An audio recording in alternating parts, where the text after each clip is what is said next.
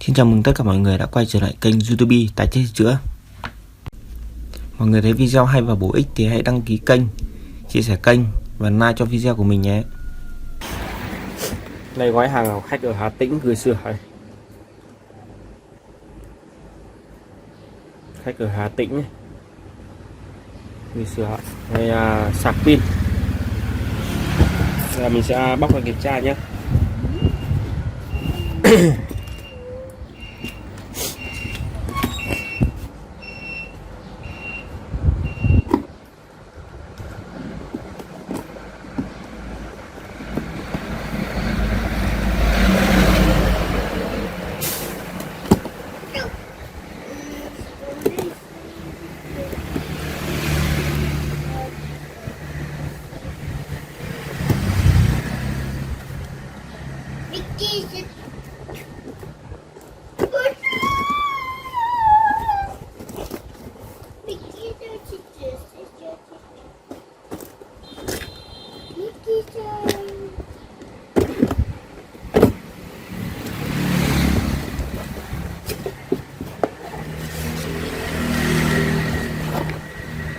Đây, trong này nó có mỗi cục sạc này thôi.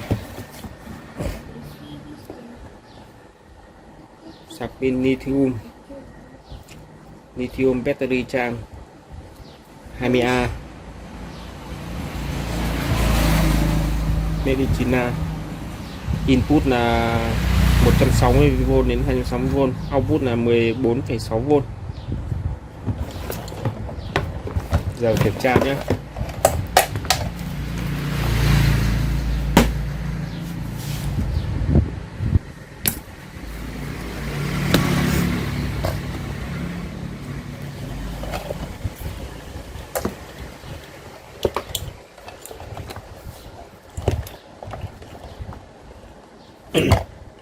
Đây thông số đây này.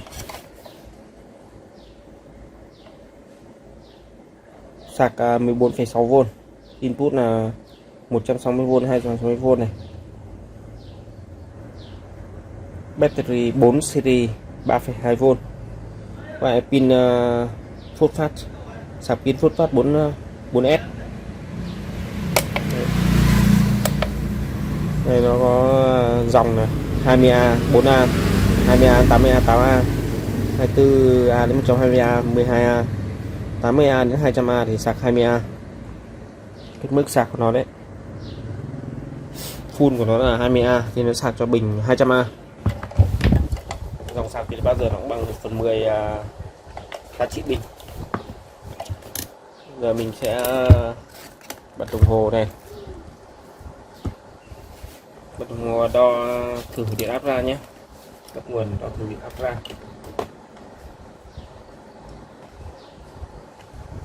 Bật nguồn này.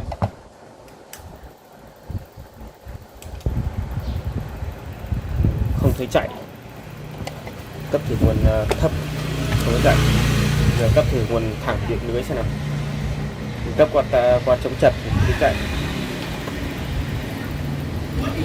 Cấp trực tiếp nó không thấy chạy và có tiếng kêu tách tách. Đo điện áp ra xem nào. Điện áp ra đo không có đây. Đang học nhá. Có tiếng vít trong này.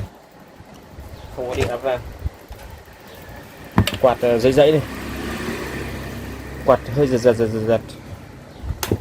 Không có điện áp ra. Màn hình không lên.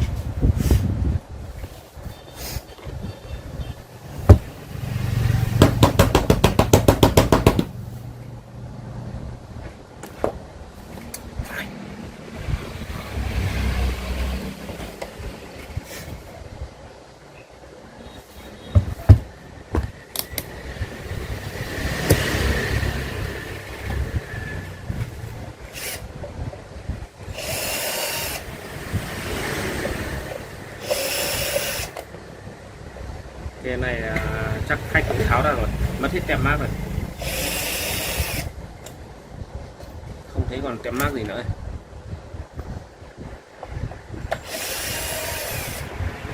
Không biết là có hỏng nặng thêm không. Nặng thì rất khó sửa.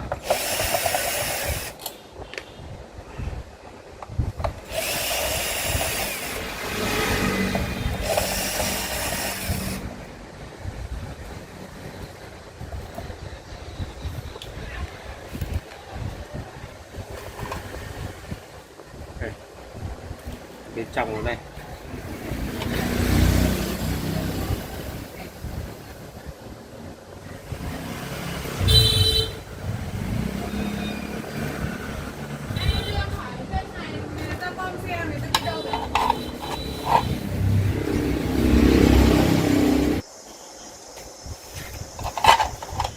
Tiếp tục tháo ra.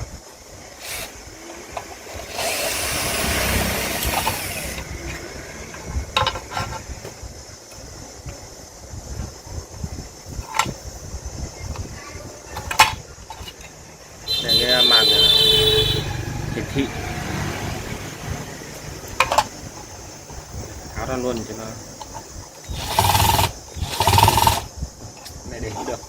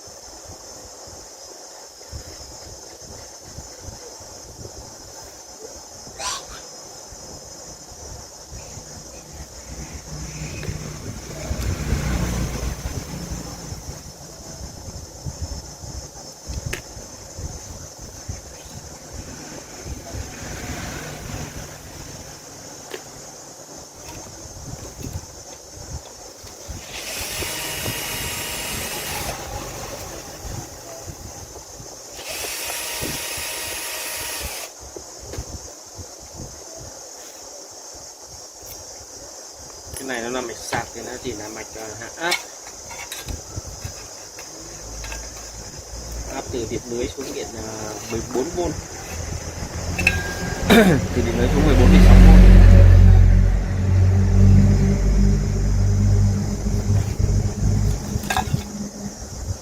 Đây phần mạch nó này, đây rồi, các bạn thấy này, mạch nổ chơi chết này, nổ cháy đèn này. Đây nhá, đây, thấy hiện tượng nó này, nổ cháy đèn này. Đây phần mạch mình đã kết nối dây nguồn này, cắm quạt này. Giờ tiến hành test đo kiểm tra thử xem nó học như nào. Giờ kiểm tra đo nguồn vào đã, cấp nguồn, đo nguồn vào, cấp nguồn này, đo nguồn vào DC 400V này, DC 300V. Đây có 300V đây rồi. Đấy, nguồn cấp trước ở đây. Nguồn ra thì chắc chắn không có rồi. Nguồn ra đã đo rồi, không có. Phần đâu nhỉ?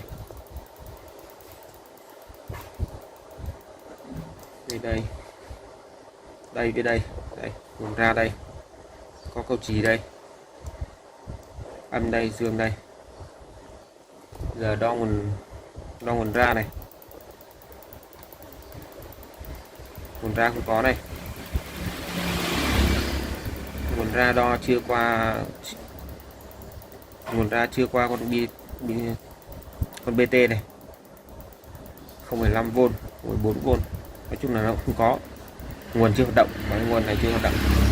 Còn đây nó có một cái con Viper 12A thì có nguồn cấp trước này. Giờ đo con nguồn cấp trước này xem nào.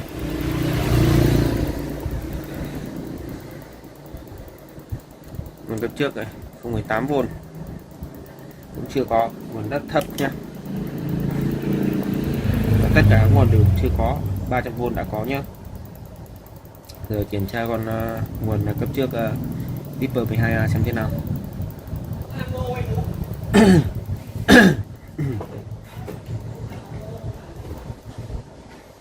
Đây nó có con nắm này, nắm đây.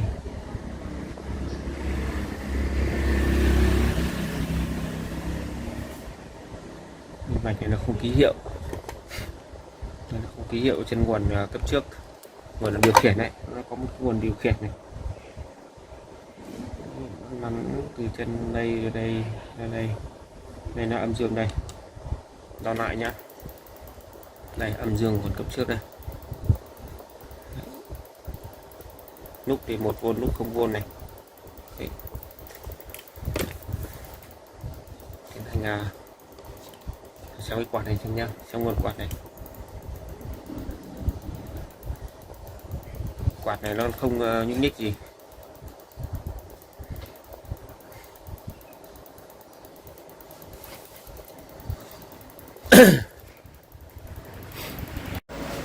Đây, bo mạch sau khi sửa xong nhá, mình đã thay linh kiện để cho cái phần nguồn cấp trước này nó có này. Giờ mình sẽ đo hai chân nguồn cấp trước này nhá. Mình bật nguồn đây này, cấp nguồn, đo hai chân nguồn cấp trước này. Đây là dương này, đây nó có điểm đo này, đây là âm này. Đấy, nó đã lên 12,76V đấy, bạn thấy không? 12,76V này, nguồn cấp trước. Đấy, nguồn đã có nhá. Trước nó hỏng, có nguồn không có. Bây giờ đo nguồn ra này, nguồn ra đã có này, 14,5V này, thấy chưa? Đấy, nguồn sạc đấy. Đấy, nguồn ra sạc đã có 14,5V nhá. Giờ mình tiến hành lắp màn hình nhé, lắp hiển thị này.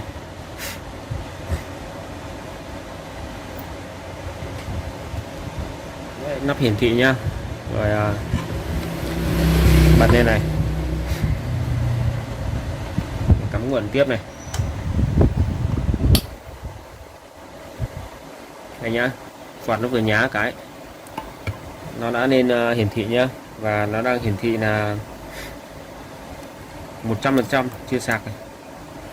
Và 33 độ này, điện áp 14,6V này. Đấy nhá, mình đo lại điện áp ra này, 14,52V.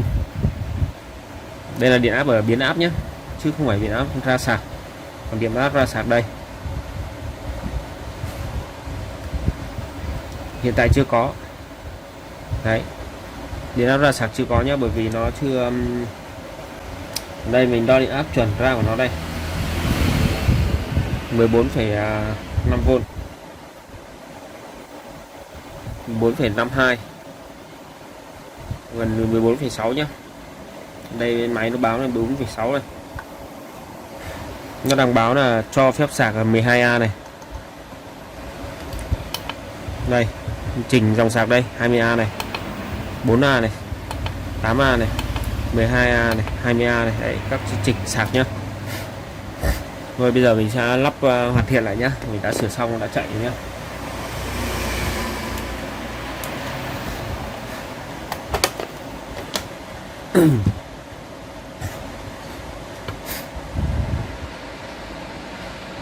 Để sạc sau khi đã sửa xong nhá. Sạc đã sửa xong, hoàn thiện hết này. Bật nguồn cho nó chạy này. Đây, đã hiển thị này, 14,6V. Đây, báo full 100% này, thời gian này 33,9 độ, 14,6V này, 4A này, 8A này, sạc 12A này, sạc 20A này. Đấy, các chế độ sạc nhá, bấm một rồi nhá. Màn hình hiển thị này, bấm này, thời gian này, 34 độ này, 14,6V này, báo V này. Đây báo dòng này, dòng 0,0A này. Đấy, thời gian này. Cái này báo sạc này. Cái này báo pin này, báo bình này. Bây giờ thử tải nhá, thử tải là cái bóng điện 55V, 50V. Nó sáng mờ mờ là được. Thấy bóng điện không? Đây, bóng điện này. Nó sáng mờ mờ là đỏ nhá. Đấy. Giờ đo áp nhá. Đo điện áp ra.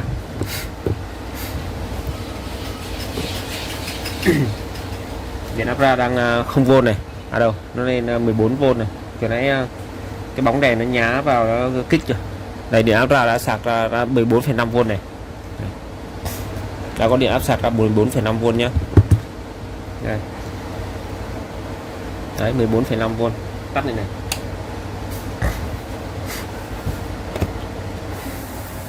Đấy, tắt, máy đã tắt nha. Rồi tiến hành bật lên này, bật lên này. Đấy, đã lên 14,6V này, to này, không có điện áp vào nhá. Đấy, bây giờ lấy đèn này nằm tải giống như dàn lập pin ấy, lấy đèn dàn lập cho pin ấy. Dí vào thì nó sẽ lên, nó sẽ tích cho con này mở điện áp ra. Đấy, ra điện áp 14,5V đấy. Đây, có pin thì nó sẽ sạc chuẩn hơn nhé.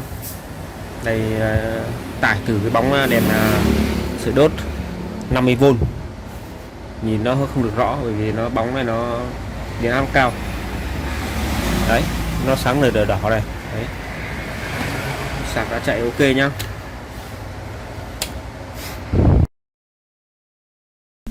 Video của mình đến đây là hết. Xin hẹn gặp lại tất cả mọi người ở video sau.